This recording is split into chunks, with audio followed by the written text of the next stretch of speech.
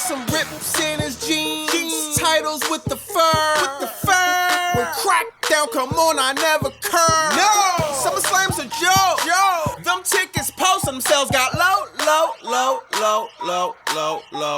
The Fed is losing fans cause TKO is trash. That debt hitting them hard like Jack Swagger when he got slapped. Whoa! Next thing you know, them tickets posting themselves got low.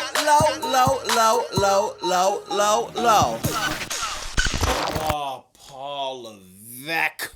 What is going on? Somebody need to white bull up in Gorilla and let them know about these SummerSlam tickets. They're looking like a fish out of water, flapping and struggling to stay alive. Obafemi versus Brock Lesnar in a Hell in a Cell. Roman Reigns versus Seth Rollins. The African-American Nightmare.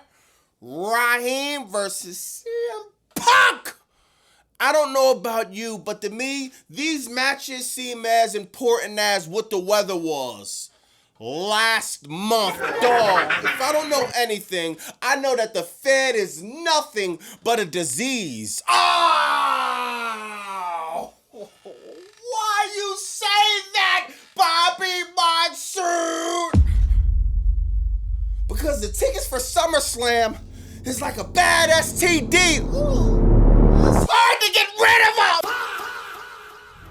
So the last few days have been a complete nightmare for TKO and the Fed as SummerSlam tickets are turning out to be the worst in company's history. The event is 3 weeks away and right now night 1 has a little over 22,000 tickets sold. Night 2 has a little over 23,000 tickets. This is alarming because the stadium holds a little over 70,000 seats when it's packed. The fact that WWE can't even sell 50,000 at this point is bad, and it's actually a lot worse than you think. Taylor Swift performed at this same exact venue 2 nights in a row and sold it out in 2023 with over 120,000 tickets sold combined. That's over 2 times more than what the Fed could do right now. Taylor Swift sold over 70,000 more tickets than one of WWE's biggest events. Last year around this time, night 1 almost sold 40,000 and ultimately finished around 53,000 fans in attendance. They're not even gonna come close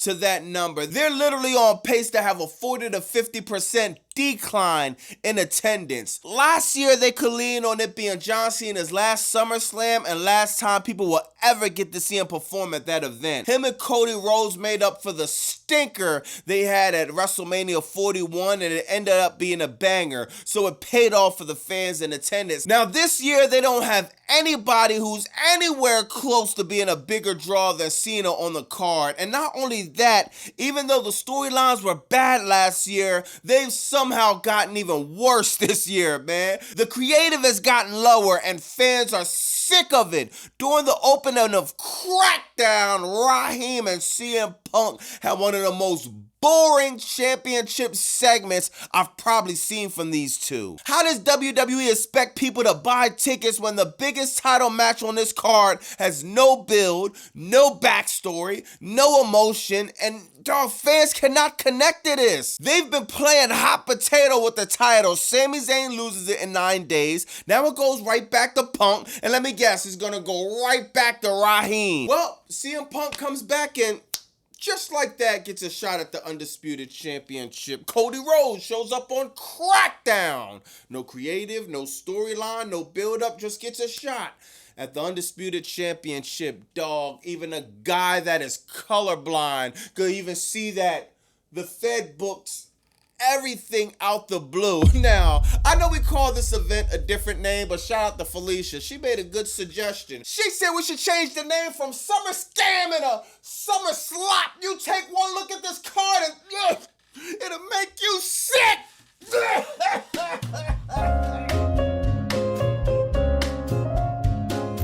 Now, speaking of things that make you sick, the booking of Trick Williams is starting to become one of those things that literally makes me sick to my stomach. stomach. He got on the main roster and was completely over. A lot of y'all heard me say every single week that Trick Williams was the biggest thing on Crackdown, and the booking was damn near perfect. It wasn't even close. Out of nowhere, he stumbles into some stupid gingerbread man story that we all had to sit through, and it seems like ever since then, it went downhill. Trick has been doing his best to keep his character over, but it seems like the Fed is doing everything in their power to do the opposite. They're throwing him into feuds nobody is invested in or cares about, like the one with Ricky Saints. Now they got him in a feud with Baron Corbin, something that nobody asked for. They keep telling him to come out in this fur coat that looks like a polar bear fresh out of the water, and now they gifted him with the title with the white fur on it. My first reaction was, okay, this is kind of fire. I'm not mad at it at all. But not too long after the belt debuted, I saw it on WWEshop.com selling for a whopping $700. This is insane. If you're gonna gift Trick a legacy belt, it's supposed to be special. Not everything needs to be sold. Later on down the line, sure, sell it like you do everything else, but at least build equity in the title. WWE gifted Trick Williams a title just so they could turn around and sell it on WWEshop.com.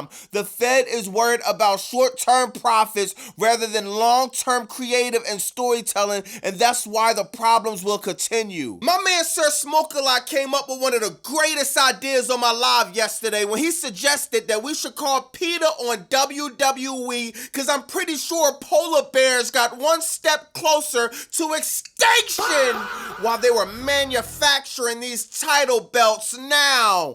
Here's a short word from our sponsor. Every day, polar bears move one step closer to extinction and nobody seems to care. For just one small donation, you can help protect these majestic animals and support polar bear research. Call 1-800-BOBBY-MONSOON today, because once they're gone forever.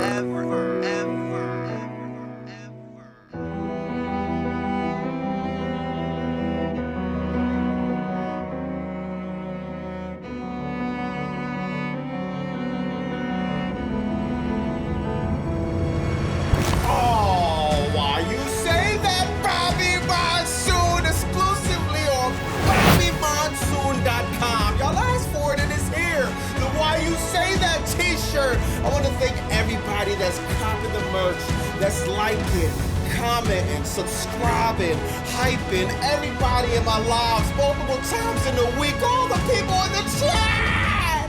I want to thank everybody, man. Y'all really helped the channel grow. Thank you from the bottom of my heart. BobbyMonsoon.com. And why you say that shirt now? Back to the content!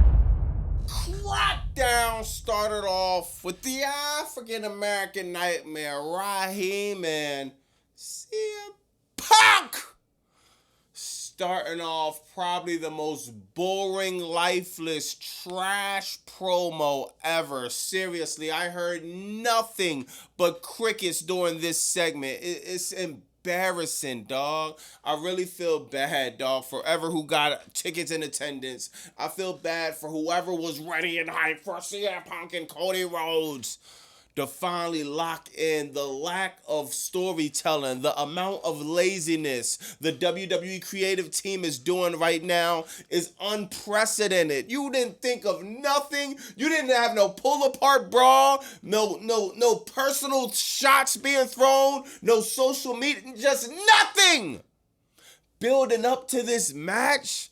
And we're supposed to be excited for this? Give me a break, dog. Cody Rhodes, horrible promo. CM Punk, horrible promo, dog. I expect way more from these two. The fans should be ashamed to even call this a championship match. After that, you got Finn Balor. We could call him Finn Balor now, y'all. We don't gotta call him Pin Balor anymore, because he moved to Crackdown and he starts to win singles matches again. Great. We're moving in the right direction with Finn Balor. The only problem is he's fighting Tama Tonga. The only problem with that is you need to know the Bullet Club and New Japan Pro Wrestling and other indie companies to know their connection and their history. If you don't know it, if you're just a casual fan, kind of like me, I'm getting to know New Japan and these other stuff. I'm mainly a casual fan, dog. I don't know anything about the history. WWE needs to stop being lazy once again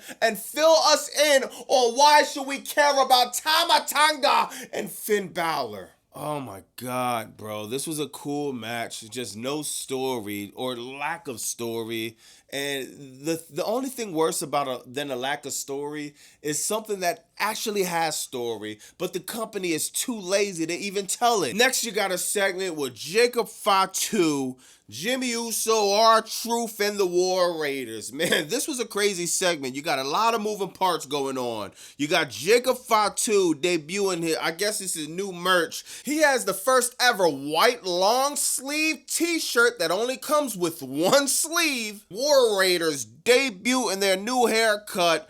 Bro has a baldy with individuals in the back of his head, dog. Oh my God. If you don't get these two off of my TV, this is insanity, bro. Hey, Ivar, whatever your name is, you need to pick one, bud. Either pick a baldy or pick braids individual. You gotta pick one, sir. This cut is nasty work. I'm sorry, I don't know what they did in the segment.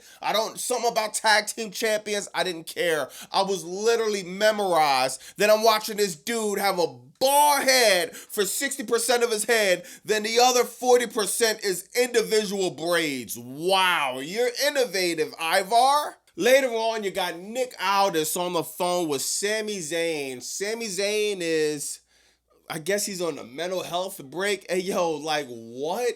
Sami Zayn is being buried beyond belief. A mental health break? Like, who came up with that? Sammy was supposed to cut out and cut the fire promo. Did y'all see the promo that he cut after he lost the title? He was supposed to cut a promo like that.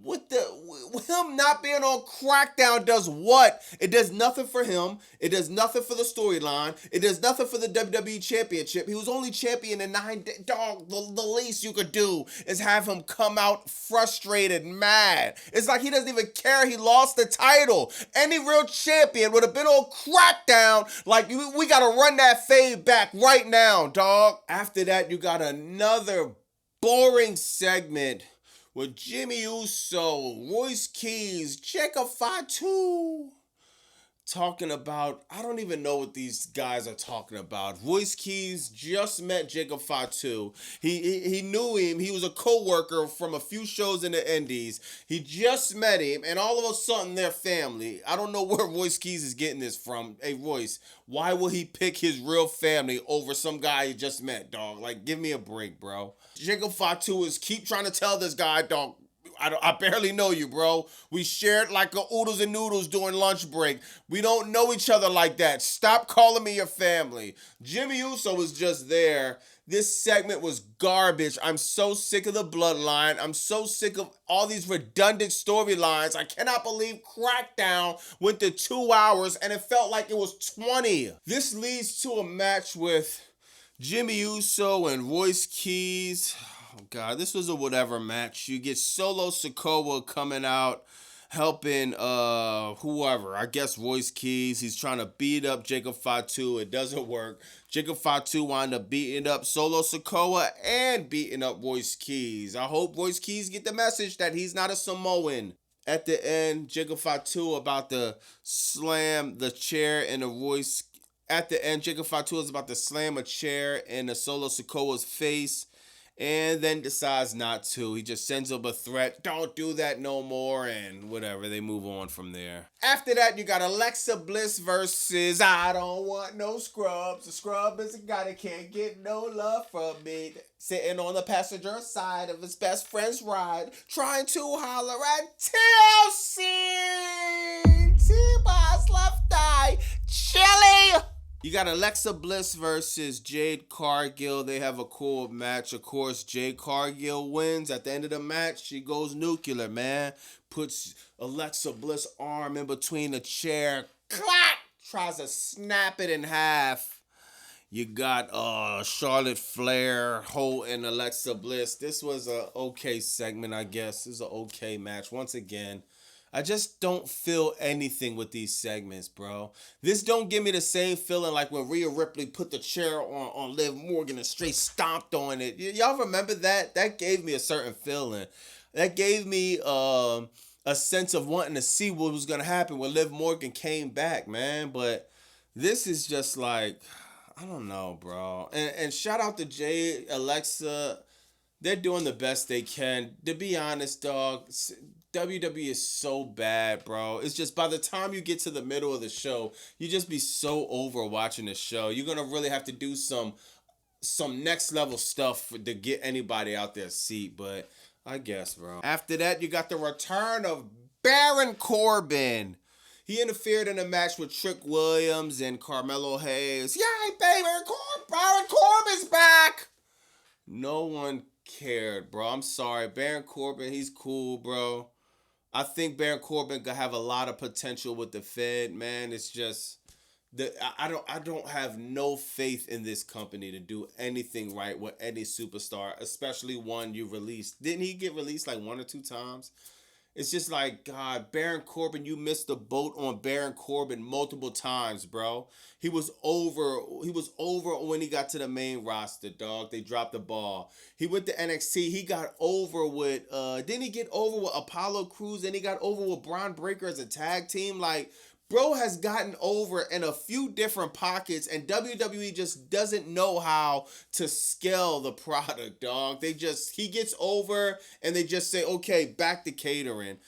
And the only thing I can say is I'm glad that he wasn't a part of the Dan Helsen segment, because that would have been bad, bro. That would have been horrible, man. So, I'm glad that he at least could be taken serious. He's in the United States title run. Now he just ruins Carmelo Hayes and Trick Williams. I've been asking for that. Seems like I'm not going to get that. Maybe in 2028, 2029, I'll get that feud. Now, the end of the match, you got Gunther coming out. Nick Aldis. Hopefully they'll have a match at SummerSlam, Summer Slop, whatever you want to call it. Because, dog, like, if we're doing all of this for no match, I am going to be pissed, bro. Gunther winds up choking out Nick Aldis. If we're doing all of this and no match, bro, it is going to be annoying. Nick Aldis says something about this stupid Saturday Night's Lame event thing he booked, man. Cody Rhodes and CM Punk versus Sami Zayn and Gunther. Just the most random, stupid, out the blue match, dog. Nobody wants to see this. This Saturday Night's Lame event is the worst card ever in history. I never seen a Saturday Night's Lame event booked this bad. Let me know in the comments what y'all think about that. Crackdown went back to 2 hours, but it feels like 20, dog. I think this happened last time. When they went back to 2 hours, it was like, God, this seems to be worse than 3. The only thing good is it's an hour less of crap. But it seems like they cut whatever was the little that was good in the 3-hour Crackdown, and they just made a concoction of crap with the 2-hour one. Oh, yeah, and where's Blake Monroe at? Dog, she should have just stayed in AEW, stayed as the top of the card. Let me know in the comments what y'all think about that, man. I'm so exhausted on watching this. And next week, I'm dreading next week. Crackdown, then Saturday Night's Lame event, back-to-back trash. Let me know in the comments what you think about CM Punk, Cody Rhodes. Are you happy for that? What you think about SummerSlam ticket sales and whatever else the Fed got going on. I'm going to holler at y'all in the comments. See y'all Monday. And, yeah, it's Bobby Monsoon 215. Like, comment, subscribe. Bow!